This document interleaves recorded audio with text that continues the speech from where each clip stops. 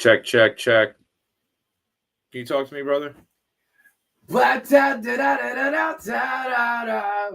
Beautiful as always. I hear you loud and clear. All right, we're gonna work with this because I know it's working, and that one over there is acting weird. So tell the people. I wanna just do this the same way I have been doing it, and you're gonna be the only one on camera today, which is gonna be the main difference because people don't need to see me; they need to see you. You know what I'm saying? So you can look right at me. We'll be looking right at the people, and that's how you know what I'm saying. We're gonna keep it easy and beautiful. At what age did you discover your creativity? 5 years old. 5 years old. Can you tell us about that story? Man, it's okay. Started out with, Louisiana, the birthplace of jazz. There's so many different levels of jazz and blues and different triage of creativity, especially coming from the bayou area. What I found out that I actually had talent was the first time I heard Cool in the Game and Marvin Gaye. And then after the first song from Wu-Tang Clan, and who else? Was it Bucktown with Smith and Wesson and Black Moon? Into the Stage Crew. That's when I fell in love with hip hop. How old were you at that age? I was 6 or 7 years old. Well, 5 years old when I found out about Into the Stage Group, and you had Bone Thugs and that genre of the golden era of hip hop. And then of course you had the beginning of neo soul, which you have like D'Angelo and The Roots, Erykah Badu, Groove Theory. Of course, Wyclef Jean and the Fugees, you got to put them in there to that. It's that triage of neo soul because they were all eclectic. Shouts out to Prize with his lyricality. Shouts out to Jizza with his lyricality, and then you also had Mos Def and Reflection Eternal before he called himself Talib Kweli. And then out of all that, you got me and Jay Electronica, J. Cole, and different monarchs of lyricality that they also became the professionalism of hip hop musicianship, and they could literally create those different blends. And Gorillaz, I was a big fan of those guys and a lot of rock music. So that's when I knew that I had a gift somewhere. It's just more hard working than anything. What this initial creativity that you found yourself as a creative person at 5 or 6 years old. Can you describe it? What were you writing? Were you rapping already? I was making melodies at first. I literally had all these melodies in my head. A lot of people, especially around the neighborhood, they had DJs around the neighborhood at that time, and you had different levels of DJs as I kind of like escalated to understand my growth. I was still a novice, but I was still working on trying to create a better idea of musicianship because everyone was creative at that time, but it wasn't really as outspoken with their art. Where was this neighborhood? What neighborhood is this? Well, there was one neighborhood in Baton Rouge, right, Cabot Avenue, and then you also had South Baton. Shouts out to Lil Boosie and Chill Entertainment up there. And then we moved, and it was every walks of life from every piece of graffiti. I'm talking about every piece of graffiti, every piece of, when I was visiting different parts around the world, like Japan and things of that nature, I got to understand the cultivation of hip hop rather than the essence of musicianship, because I thoroughly understood what it truly meant to be a hip hop head, especially with the competition between the East Coast and the West Coast, and then the South with Atlanta and Atlanta and Texas, and even Florida had their own monarchs of musicianship. It brought me to a different eclecticity of becoming a better musician, as well as dealing with stuff in Atlanta, which that was a culture by itself. So, what age was this that you began to take it really seriously and that you saw this difference? I think it was mostly I took it seriously when it comes to like singing. It was around like 11 or 12, but I was still rapping in between to getting my lyricality right. Especially when I was listening to people like the Locks and Styles P, where they're very articulate and they had the original cadence, but it was the delivery that kept it more diabolical, especially with their metaphors into it. Then you also had Outkast, and you had Big Boy with his familiarity of name flips and cadence, and then you have the triage metaphors of Andre 3K. And then you go also have the Dungeon Family with them doing their thing and organized sound, just making all type of things in between. You were in high school during these, like these are your formative years. You're in high school and name dropping all of these. Yeah, and it was interesting to actually see that because being in Louisiana, you also had Master P, who literally created this business wave of entrepreneurship and self-made businessman, and he literally did everything. I'm talking about he played NBA, and he was hustling, and he literally pretty much invested in himself, in which invested in a business, and then made himself this strong ideal of what it means to be a man and a family man on top of it all, and also being a thorough businessman, not just a well-known businessman. He could have been on Shark Tank as much as he wants, but Was there something serious in your life that happened, or not serious? Was there something in your life that made you get into this form of artistry, this culture, hip hop?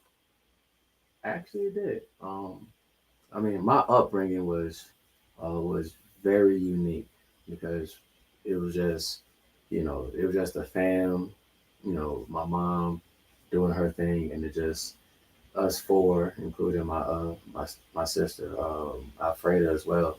Shouts out to her. Um, we just pretty much took care of each other, and that's all we knew. And based on that, I didn't really have an outlet to express my true feelings and true ideals about life. So my only best friend I had was music, that and basketball. But music was the only thing that I considered as a personification of being my only friend that I can relate to because, it builded so many different ideals of character, self worth, self value, and a lot, last but not least, a competitive edge where I could really understand that music as an art can still make, how Bob Ross says it, happy mistakes. And somehow those happy mistakes becomes your character.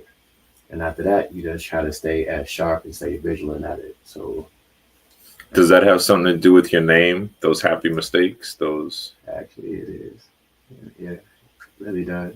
You want to tell people about your name? UK the Joker. Joker was my name when I was hooping a while back. When I was a kid, I was always quiet, and this guy, this random as wino, used to see me on the basketball court, see me in the neighborhood. He's always called me the Joker because I was a wild card, and when I know some things, I would smile, take care of it, walk off, and that became a thing. They're like, "Hey," he said, "Hey, where Joker at?" And I was like, "Hey, I need a favor from you." And I'd be like, he said, "Hey, help me fix this." And I was like, "I don't know how to do none of this," and I'll just fix it, walk off, chug a deuce, or smile at him. And then it became a thing when I was playing sports. Then it became a thing when I did music. Sometimes I didn't smile at all.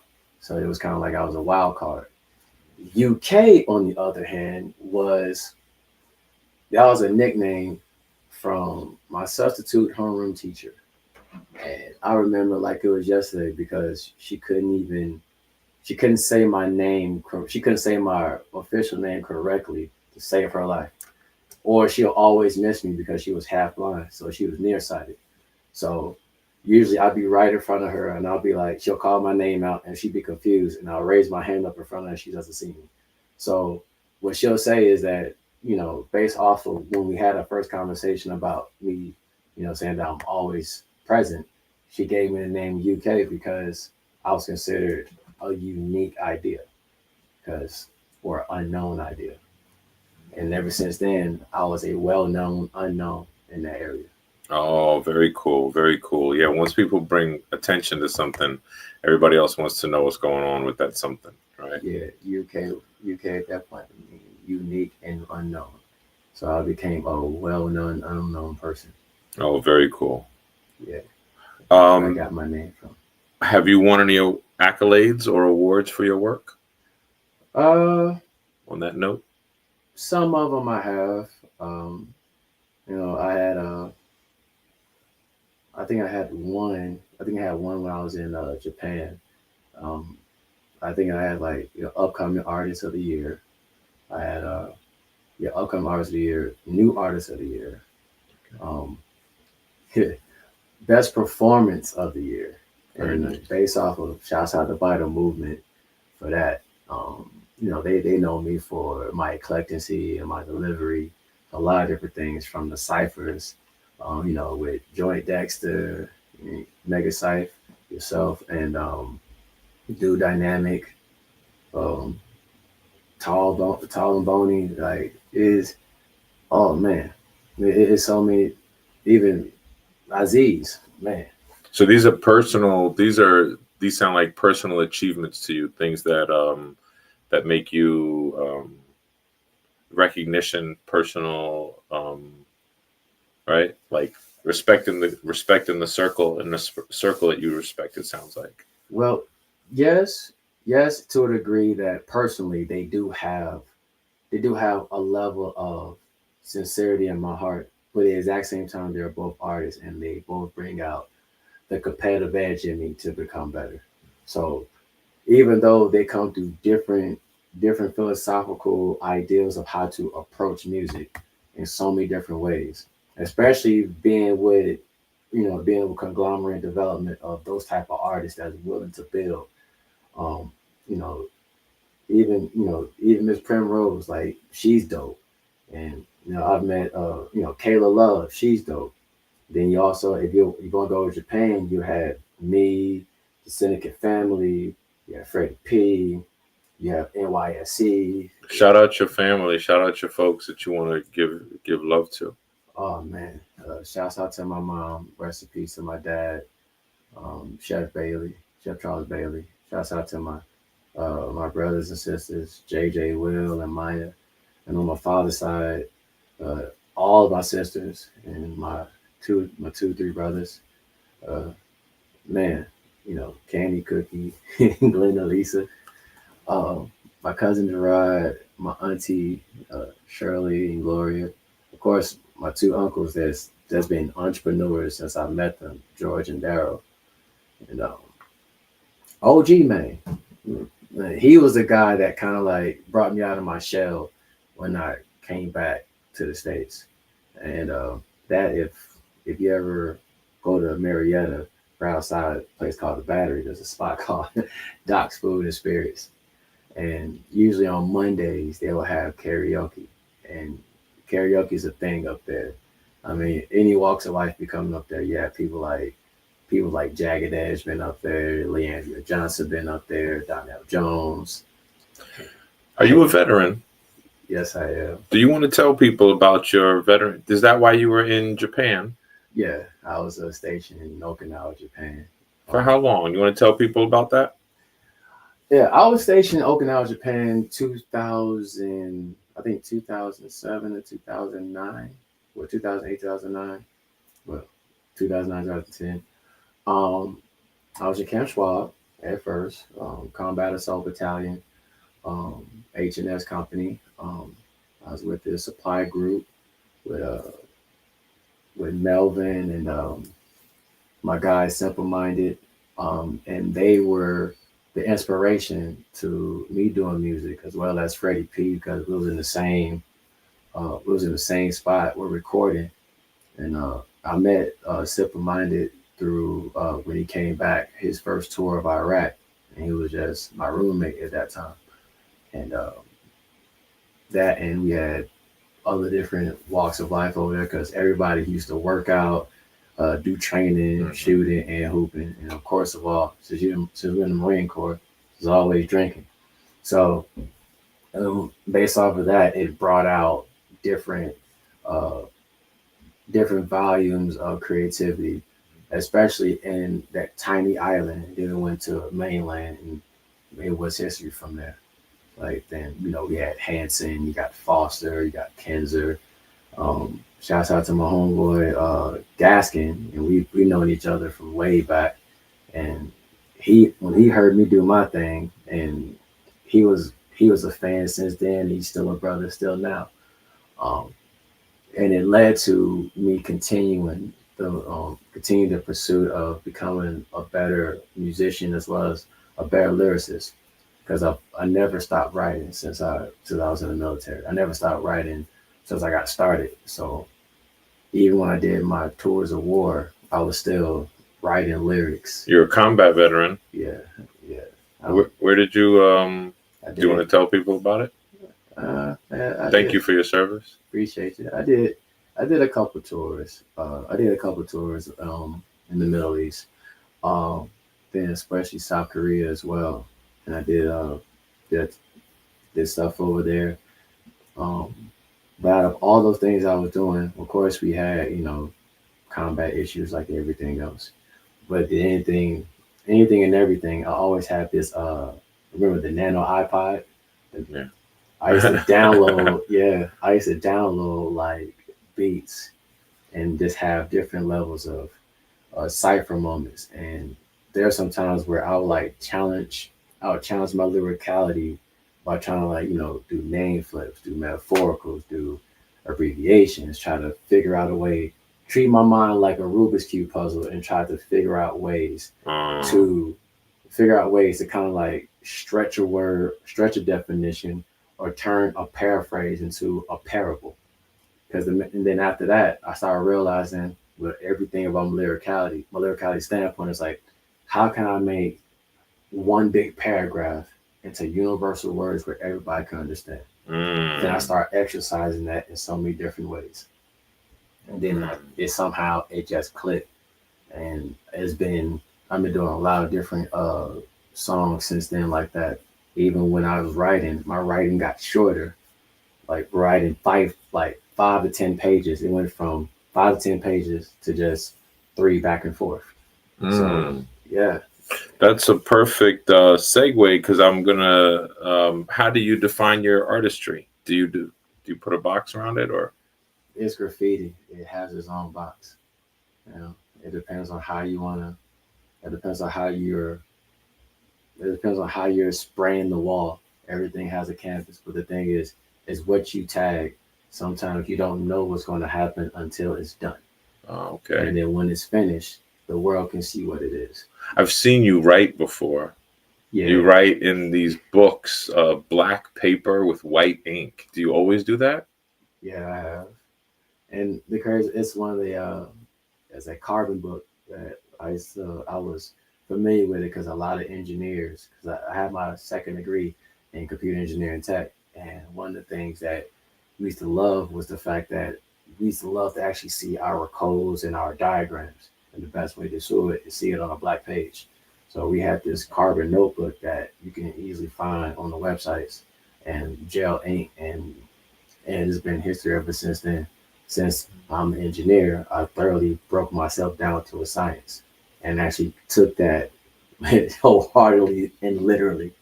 And then ever since then, it was history from there, especially when we did all the ciphers. So you have a scientific approach to your pen game. Yeah, to a degree, because I think everything is when you break yourself down to like a grain of salt, that you actually can humble yourself up to when you're trying to grow to something else. And speaking of humble, you said you have 2 degrees. How many degrees do you have? I have 2. You have 2 degrees, 2 advanced degrees. These are one in massage therapy, the other in computer engineering tech. Okay. Yeah. The rest of my certifications is like CompTIA, and I was supposed to get my PE in like 2 years. That's gonna be a minute. Okay. All right. And you just came from the gym. You said you just came from a workout? Yeah. So you can sit. I had to come. I mean, look, I gotta stay in shape. Look, being in the gym is like my second home. It's Mm, like, other than the studio, being in the gym is literally like my second home. It literally changes. It changed my outlooks on life about health and wealth. You know what I mean? They always, okay. how Royce the 5'9" say that they always say money talks, but tell wealth don't speak at all. But if health is wealth, the proof is in what you are. I mean, you showing proof of health as well, so you don't have to speak. Right. Just living longer will actually be the true identity of it. True. True. Yeah, man. So, I want to put my family onto that same thing all the time and put my friends onto it. And you got to find the balance between how to um, how to get the good message across and what's enough. oh, most You know. definitely. And not to mention, when me being in the gym and stuff, you see all different walks of life. You see all different levels of artists. Like, shouts out Sorry Kid, Drake with the hard body fitness when he does all, he was a hip hop personal trainer. He is Blanchard with the Red Pill movement, Homeboy Chris. Um, I mean, I still talk to Blanchard till this day, and that man is always in shape. But the crazy part is that he still gives you great ideas and knowledge, even when whether it's good, bad, or indifferent. He still stay honest, and that's one thing about being in the gym is that you see everything working with you and without you. But the thing is, your body is the only thing that doesn't lie to You cannot lie about what you're doing you. physically. People will see it. You will see it. Hmm. The world sees it. The world will see it. Yeah. Um, how has your artistry impacted the world? How has being in the gym and how has making the music you make and creating what you create impacted the world? And Crazy. and it's a two-part question. How do you want to impact the world? I want people to I want people to understand it's okay to think and it's okay to learn. But in order for you to learn something that you want to pursue, you have to go against the grain. You literally have to go against the grain.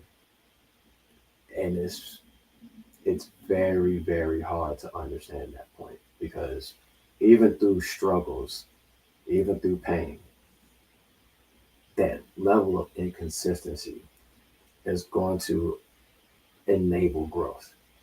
Consistency brings security, but inconsistency brings growth. A lot of people don't understand that. Mm, It's like when you put love on earth, that earth go through levels of challenges, especially when you bring in the sun, the moon, doing their whole thing with all the other planets. But when you're putting love as an energy to the actual soil, especially earth, it starts from literally the roots, and the roots have to go through its strains and stressors to the point where it only has to go through one direction. It starts in the middle, goes down, and it has to separate because for one, it's trying to find its balance.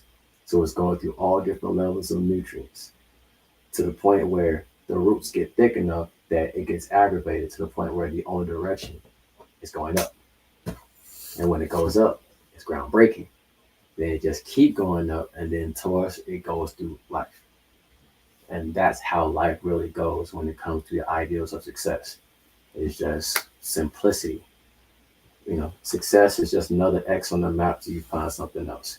Even through roots, success has to start from the bottom because you have to go against the grain of discovery yourself. And once you go through that, society will give you the other nutrients of what they witness compared to who you are. And the only thing they can see you going is up because the nutrients, what they have in themselves, they see in you.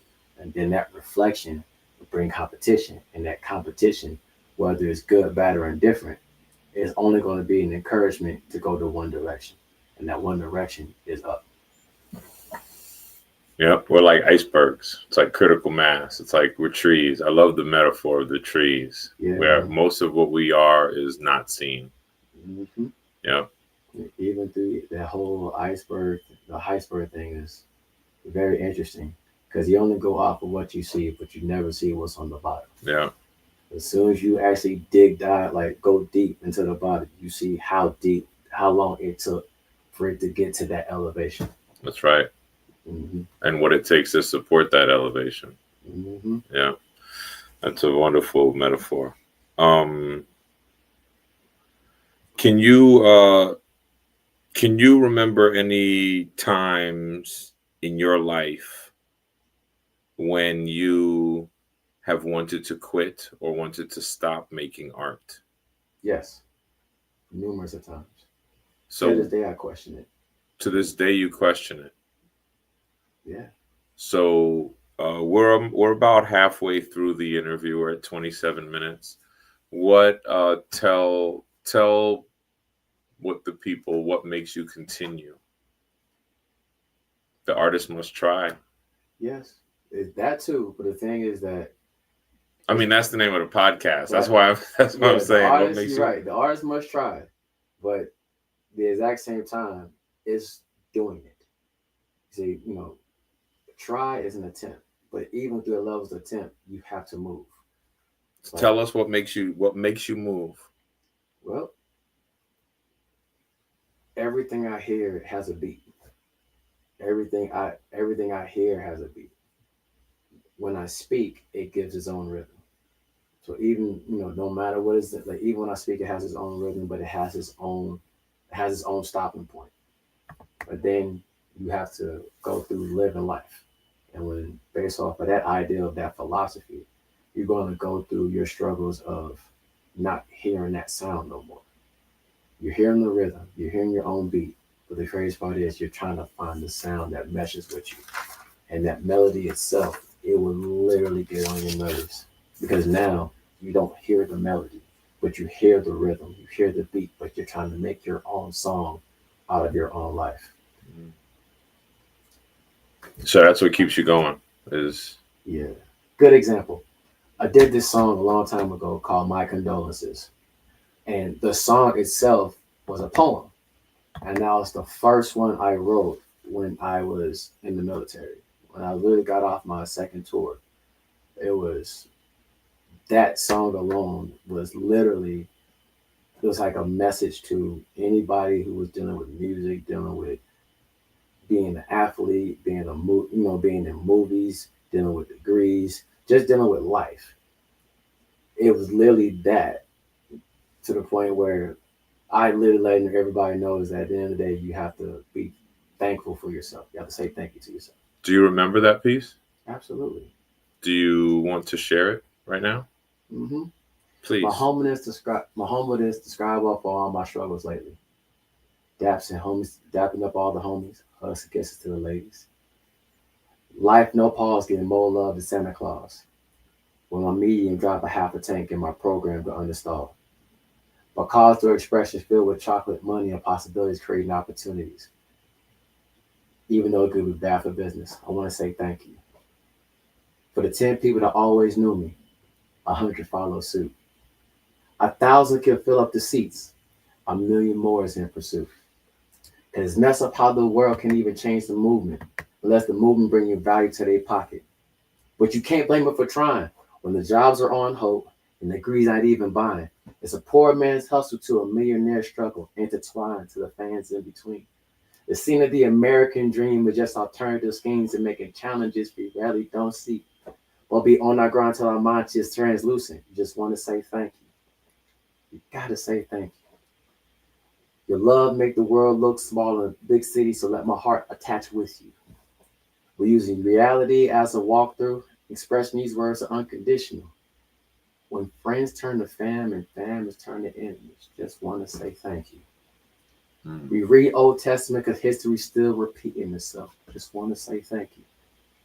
The crowds go wild when they see their crew smile. Just want to say thank you. When the ladies calling you a flexer and a piece of shit, just want to say thank you. When the going got rubbers off the cards you dealt, just want to say Thank you. Thank you, brother. Thank you. Y'all clap, clap, clap it up, clap it up, clap it up. yes, salute, salute. Shouts Beautiful. out to Lady T, Sublime. Hope to see you soon. Do your thing. Shouts out to Federo.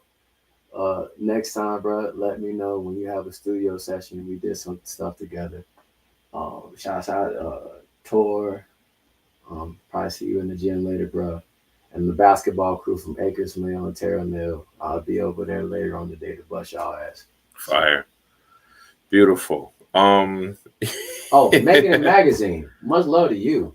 I'm like, I've known him for a while, so shouts out to you, man. Love that. Yeah, Mega Scythe and the Vital Movement. So I was gonna you've been name dropping and giving sources. These are clearly sources of inspiration to you. And staying connected in community is clearly a source of inspiration to you. Right? That's a beautiful thing. We appreciate that. Thank you. Thank you for the love. Thank you for the support. You get to work with any artist from any time period, Ooh. any discipline, Ooh. alive or dead, or Pat moved on to the next, and you get to do one project. You get to do one one piece, one record, like one song. You feel me? Or one piece of artwork or whatever it is. Tell us who you want to work with and why you want to work with them. Only one. Okay. Yeah. Okay. I would love to literally work with till this day. I would love to actually work with Stevie Wonder. Stevie Wonder. Nice. Stevie Wonder, what the man. I don't know if he can see you. I don't know if he can see me or not. I've heard stories. You know what I mean? Right. He can. I was like, if you can pick me up and you driving, I believe it. He is not. I've never heard that story where he picked somebody up. I mean, he's a practical joker. He's a Taurus just like myself. Okay. So Okay. He's a practical joker. But the thing about him, he's musically inclined and he's always creating. And last but not least, he's a musician through and through. And he goes through his trials and tribulations like anybody else. But however, he still has this thing where he can see colors even though he sees music as a color. And he can just blend any different rainbow, but it's coming different levels of visualization. It can be coming in smoke, it can come in lightning, it can come in different lowers of water, they come in sodas. But the thing is, the way it flows and the way it blends and merge is turning something. It's like little computer visualization in it. For 1 minute, it'd be a cube, then he morph into a circle, then he morph into a triangle. He'll split it in half and it becomes a big screensaver. Then he'll warp it out of your mind and it'll be a kid playing with a symbol. Then it becomes a point where he's throwing like a frisbee, but it comes right back to what you're molded into. Yeah, sounds are incredible. I agree, and he's certainly unique and vital, necessary to the culture. Yeah, that's why I call him Stevie Wonder. That's right. He's a wonder. Yeah. I love how most of the people who've been on the show, rappers or not, have not chosen rappers to work with. That's very, very interesting. Yeah. I love that. I used to have this thing where one of my homeboys asked me, like, if there was one person you wanted to have go out for a coffee with, and it doesn't matter who it is, musician, artist or not, who would that person be? I was like, me? He's like, yeah. I was like, I would say Stone Cold Steve Austin. Oh wow. Is because for him, yeah. I was telling him, why Stone Cold? That'd be tough. I'm like, the reason why I have coffee with him because he actually understands hard work and the marketing of what hard work can give you. His level, like this man could be a motivational speaker, but his actions motivate you to keep pursuing what you have to do against the grain. Because the way he marketed himself, he was mostly the anti-hero who had to do whatever he had to do to get to his point and prove his point. And the crazy part is he was that badass employee with a crazy manager and he just destroys everything around him. But the crazy part is it created a positive business idea in which it made so many different stories, so many different accolades, Shaking up the system, in which the system get was people the talking. Attitude Era. And he was the focal point of the Attitude Era. And it's like he's gonna have to, break down some trees, burn some houses down, destroy some products. But out of all that, ratings went up, business was still booming, merchandise was still selling, and the main person he got to destroy is the person that runs the business. um, yeah, there's a lot to be said for shaking up the system, especially if you have good, if there's an end goal, if there's being a disruptor for a purpose is a great thing. Yeah. And that usually comes with so many different things, especially in America right now, where we are literally exercising the main thing that people don't like, and that's free speech. Mm. However, free will still has a justice, but free speech always has its own value. As long as it doesn't create a physical annotation where, how can I say, indifference become the opposite of what you're trying to pursue, which that always happens. So at the end of the day, Mm. love is everywhere. Hate is always love that's misplaced. What are your biggest influences on that note? Hate and love. Well, What genres or what people or what? I don't really have really too much don't have hate for music. It's just the pursuit of music and the pursuit of being heard is so difficult now. Because when one some things now is like sheer dumb luck. And the crazy part is it almost becomes to a point where your hard work can become detrimental to everyone else's success. Because now you start comparing yourself to successful other people. And that becomes very, very, very, very excruciating at times. Especially when you're thoroughly investing in yourself. Like the person who literally got a scholarship to a person who literally paid his way through college.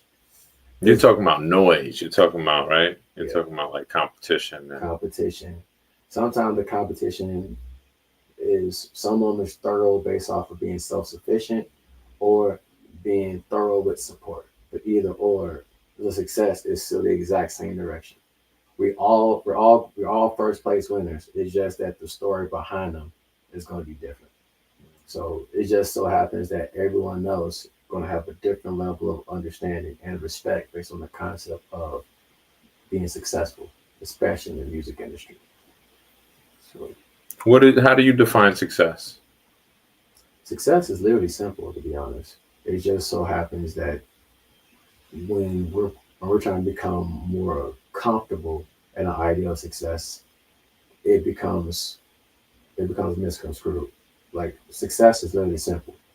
The fact that you can rest and get right back up after you work, after you get some good sleep, Mm. that is success. Mm. Because for one, you're still breathing, you still can see, you still can move, you still can think, and you can actually still speak without saying anything.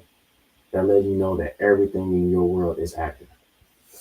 I watched a podcast today on the misperceptions of most Americans, thinking that most Americans rate fame as very high, Mm-hmm. but in reality, most Americans rate fame as very low for what we're seeking.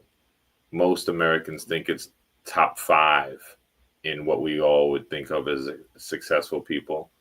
But when you ask us personally, it's very low on our scale of what we all want. Absolutely. Fame is just too much attention. Like a lot of people just want to be successful, but want to be behind the scenes and let the music become the character rather than becoming the character because you made the music. Fame for you is not success, and success they're not. Fame and success are completely different. I'd rather be well known for my music than be the character that made it. Mm, You know? yes. Because remember, you got people who has to create this character because the music represents that character, but it doesn't represent yourself. They don't really care too much about what you do outside. But the thing is, it's the conviction of understanding who you are on that record. I want that guy off of that record, but I am the Right. exact same guy on that record that you see every day. But that's why I was like, I'm a well-known unknown. I could be famous at a concert one minute, the next minute I'll be the same guy that's getting McDonald's, getting a McDouble and all that kind of stuff, and everybody, oh, that's you. I'm like, yeah. Oh, so what's up? Can I get a picture? Cool. I'm just saying, with famous people, they're trying to say you don't have to, you shouldn't be accessible. That's But how. J. Cole defies that standard. There's people who defy that standard about accessibility. Mm, that's only because a lot of them don't really believe that. They're trying to have this godlike complex where you really can't. If you're this type of person, you'll be hard to reach. I was like, yeah, but that's only because of the tier of success that you have based off your God-given ability. So, Say word. Can you describe your creative process to the people? well, Can you put it into a yeah. When I did this song, you know, Vital Movement noticed Umbaku. So, of course, everybody knows Black Panther. And the track that I actually did, um, I was paying homage to, you know, the culture, the music culture, as well as the conglomerate of the true identity of what the Jabari tribe was all about, and Mbaku was the representation of that. He's pretty much a representation of the actual culture that we're really trying to have as a discipline. But Black Panther is the superhero who actually have the royalties. He is justly natural of his abilities, and he's leading the charge through discipline, honor, and valor. And based off of that, he created a culture where everyone respect him, even though he could be right, wrong, and indifferent. But he wanted to be that type of person. He, Jabari? You talking about? Okay. well, Umbaku is the Mbaku. yeah. Okay. And the thing about him was like I resonated with him. He was the guy that kind of gave everybody like I was like, he may be the rival, but I rock with him Mm, because I thoroughly understand why he wants to be the Black Panther mm, rather than being rolled in because your family's family was the Black Panther, and he did it the right way. He followed like he followed the culture, hmm. like he literally followed the tradition. Right. So based off of that, you know, even though as much as he didn't like his rival, he still respected him because he is who he is. So he could have left him out for dead and everything like that, but he kept him taking care of him. Because at the end of the day, there's a true reason why he is who he is, Yeah. and he has a purpose. Yeah. And he's the guy that's behind the scenes.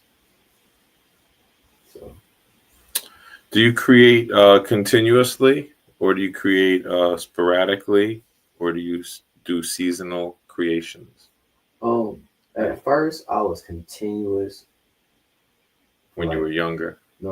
for 10 years. I think for like 5 to 7 years, I was continuous because I was writing so much. I had this thing where I had to do this thing called when I had this notebook, I had this small notebook. I used to do this thing called word for word, where I'll take one word, this word, whether it rhymes or not. I'll make it an anonym, a synonym, or I'll put a definition of it and make it an anonym, a synonym, and then it'll just factorize itself up or down. Hmm. So, and it's and based off of that, what it did, it helped me become more methodical on rhyming patterns to the point where I thoroughly understood what it meant to speak in parables. Like the way I did that, and the way I used to research my whole deal of music, I researched the power of words. So, one thing that we used to do in college when we did philosophy, he said that um, take a parable, take a parable that you have from the Bible, and find parables that will actually match the meaning of the parable in the Bible. There's one parable that I literally had. It was in the book of Job, and and I can only paraphrase it in the ideals of a question. You know, when Job asks God, like, "Where were you when I needed you the most?" And God asks you, "Where were you when I made the sun and the moon?" Oh man. So, and based off of that, I had found different parables in so many different things. I found one in Socrates. I found one in Seneca. I found one in Zulu. I found one in Malcolm X. I found one with Elijah Muhammad. I found one with Public Enemy. I found one through uh, Chuck, saying, Heavy D and the Boys. I found one through Angela Davis. I found one through Angela Bassett when she was doing Tina Turner. So saw one with Lawrence Fishburne. Saw one with Denzel Washington when he was doing He Got Game. You know what I mean? And it was the exact same reference, but it was all parables. So you know what I mean. So pretty much, I remember like it was yesterday. He was like, "He got game." He was like, Your great grandfather always taught me is that keep trying on shoes, you'll find the one that will fit you." He said, "I could testify that I found a pair." He said, "It hurt like hell."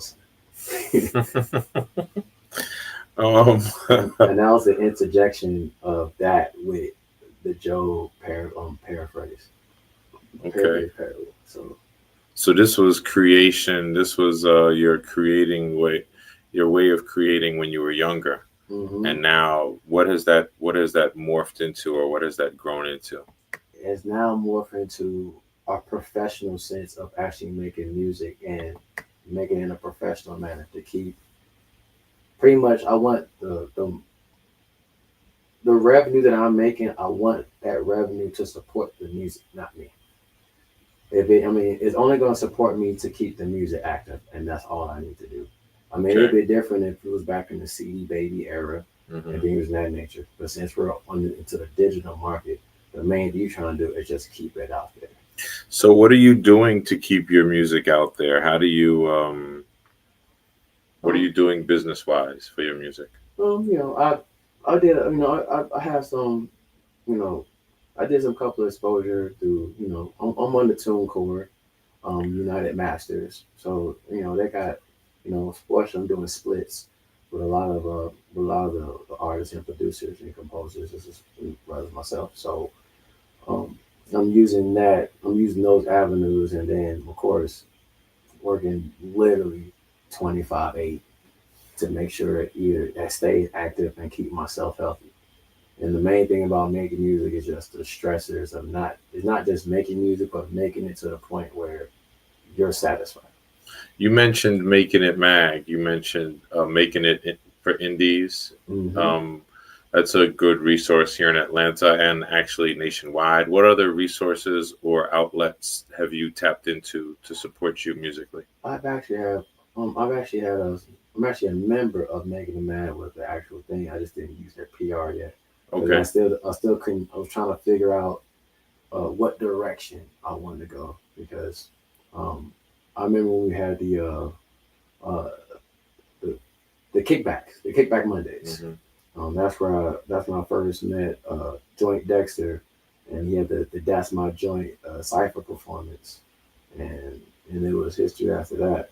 And because the guy who actually is the head honcho, he remembered me as being a rapper and a singer. And one of my tracks, I was doing R&B on there, and he was actually shocked about that. Come on, Kelby Cannick. Kelby Kemp, yeah, he. I'm talking about. I remember him when he had dreads to now. What I mean, now it's an afro, and now he's still making things work. And he's one of the guys that kind of gave me the inspiration to still keep pursuing my stuff, even though I was trying to keep it on the hush. I believe he's been around 17, 18 years Absolutely. doing his Yeah, running that magazine completely mm-hmm. independently funded, and Mm-hmm. that's a love movement. Yes, it is.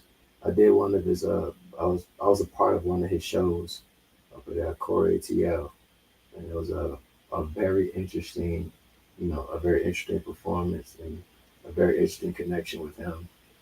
And till this day, he still gave me props for my performance, especially, you know, making that as making that big scene into a small town. Mm. that takes, and that it take a lot of preparation and just mastering the stoicism of performance. And I realize when you're being a student in just anything, the main thing you want to do is always work on technique as well as the fortitude with being efficient. Takes a while to get it right. hmm Efficiency is always the common denominator for anything, Mm, especially when you have discipline and efficiency. It always comes with pillars. yes. Four pillars of discipline: the standard, structure, objective, and focus. Say that again for the people. Say it a little bit slower. They didn't get that. The four pillars that creates discipline: the standard, structure, objective, focus. Those are the four pillars that develop discipline. Uh, you get that? Standard, structure, objective, and focus. All right, everybody. What are your creative goals, UK the Joker? To take a sound that's not been heard and turn it into something that's melodically eclectic, melodically good. How do you put that in a package for the people? When you want, how do you, yeah, Well, for one, how do you I, achieve that goal? Let me ask you that. well, for one, I like video games. I like cartoons. I like anime. And usually out of that, I can merge a lot of different things out of that because we're in an age where a lot of people like that. Mm, A lot of people grew up in the era where video games and like from Atari all the way up to PS5. That's a lot of people remember the sounds of those games. But mm. if you can just merge that sound to a different key and turn this something completely different and turn this to something completely different, now you have a signature sound that represents you.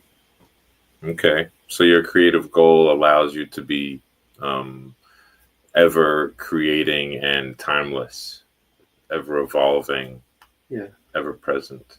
always. And I'm always molding something. I'm always creating something. I'm always molding something. Because to me, it may be finished to the people, but not every product I think is finished because there's always something I could add to it. Do you have a problem with completing things because of that, or have you found that to be helpful to you? Well, I found things like if I really can't create anything out of that, that's completely done. Because after that, it's thoroughly polished. It's thoroughly polished. It's thoroughly mastered. It's thoroughly cleansed. It got its testing. But at the exact same time, when you're kind of looking back, if you're kind of, if you're looking back based off your work and based off the portfolio that you have in music, then there'll be certain things you're like, oh, he could have been featured on that. That's like, I'll think about it later. I mean, it's just something you can really go back to because everything that even master you can actually revital. You can actually, you know, if you actually have something that's good to go and it's finished, it's finished. But at the exact same time, on the opposite end, if you want, you want to keep continuing on it, of course you can polish it. So, but everything in life, it always has its finish, or has an ending as well as its beginning. It's Hmm. finished and it's polished. That's right.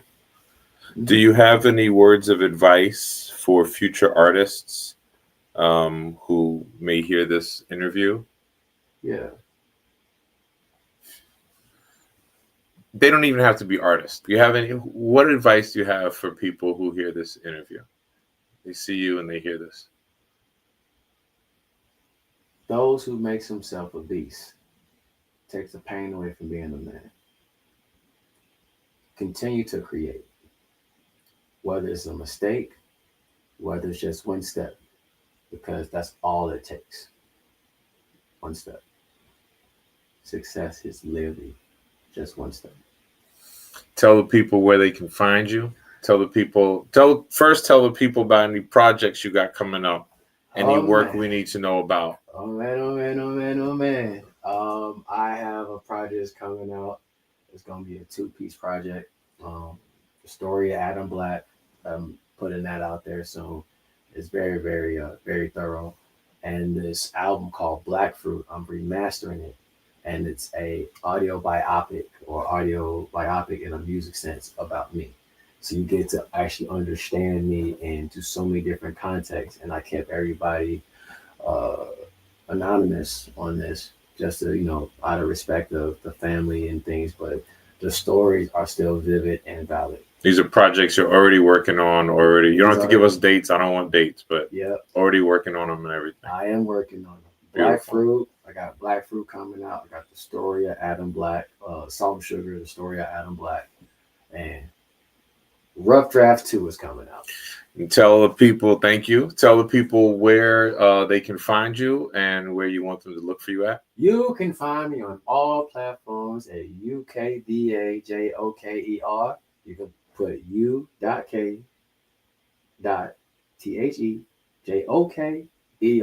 on all platforms. If not, you can take off the dots, you'll still see me there. So at the end of the day, I hope you enjoy what you hear, believe what you know, and love how it sounds. Because there's more coming through. And I'm glad that you guys can have the opportunity to listen. Very dope. Yes, I thank you for being guest on the Artist Must Try podcast this September 29th and 2025. I ask anybody that comes in at any point in the podcast to share, like, and leave a comment for this incredible artist, UK the Joker. And peace, y'all. That's the end of our stream. We are out of here. So later.